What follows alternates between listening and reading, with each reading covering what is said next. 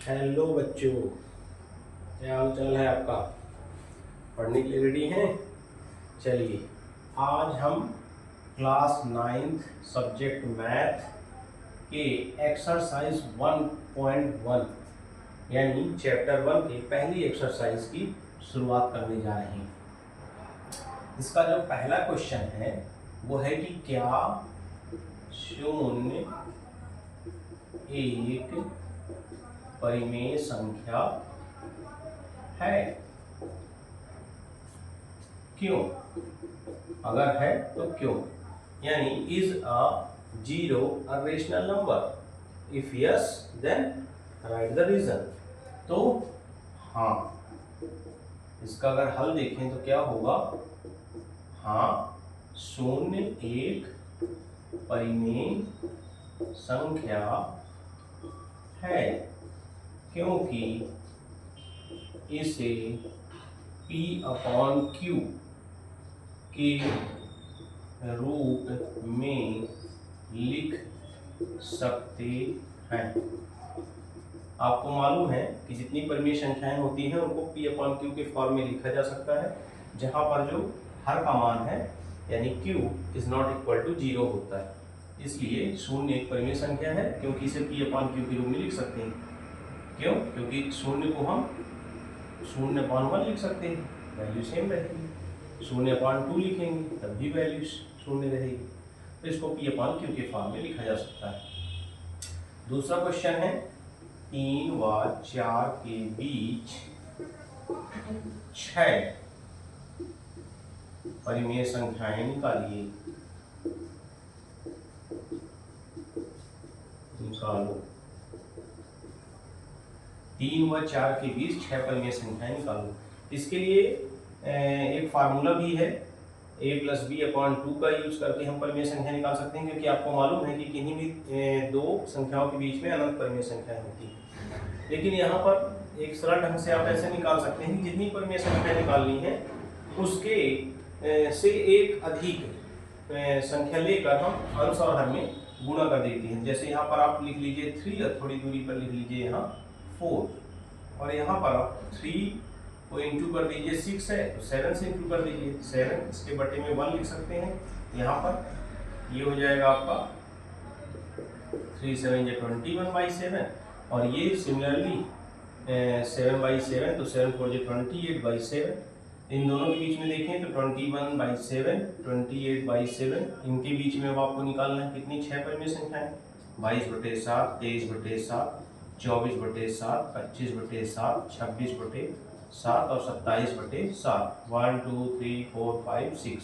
ये देख रहे हैं दोस्तों कि 6 परिमेय संख्याएं हम सरलता से निकाल पा रहे हैं। ऐसा नहीं है कि इसमें 7 का ही इंटू करना है, यानी 6 परिमेय संख्या निकालना है तो 6 से बड़ी कोई भी संख्या यानी 7 से 8 से 10 से इंटू करके, ये है कि फिर उत्तर आपके अलग अलग आएंगे लेकिन वो उत्तर सही होंगे। तो ये इस प्रकार से दूसरे क्वेश्चन का हल हो गया। इसी प्रकार से तीसरा क्वेश्चन है जो परिमेय संख्याओं से ही संबंधित है। तीसरा क्वेश्चन है 3/5 व 4/5 के बीच 4 परिमेय संख्या निकालना है। 4 परिमेय संख्याएं ज्ञात करो। तो अभी आपको मैंने जैसे बताया हल करने के लिए इजी वे में भी 3/5 4/5 यहाँ लिख लीजिए, और जैसे 5 परिमेय संख्या इसमें निकालना है तो 5 परिमेय संख्या निकालना है तो इससे बड़ी संख्या यानी 6 का इंटू कर दीजिए। 6 3 18 6 5 30, इसमें भी 6 का इंटू कर देते हैं तो 6 4 को 24 6 5 30। अब 18/30 और 24/30 इन दोनों के बीच में 19/30 20/30 21/30 22/30 और 23/30, इस प्रकार से 1 2 3 4 5 परिमेय संख्याएं सरलता से हम लोग निकाल लेते हैं। तो ये एक्सरसाइज 1.1 का थर्ड क्वेश्चन है। बड़े ही आसान प्रश्न है, थोड़ा सा अगर समझ लिया जाए तो। जो इसका चौथा क्वेश्चन है वो सत्य सत्य पर है। चौथा जो क्वेश्चन है वो ट्रू फॉल्स पर है, जिसमें 3 पॉइंट है। जिसमें पहला है कि क्या सभी पूर्ण संख्याएं क्या सभी प्राकृतिक संख्याएं पूर्ण संख्याएं होती हैं? तो हाँ, सभी